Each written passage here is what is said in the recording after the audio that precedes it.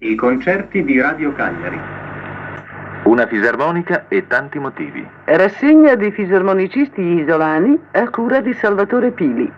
Apre il programma Rossano Puddu di Capoterra con Funiculi Funicolà di Denza.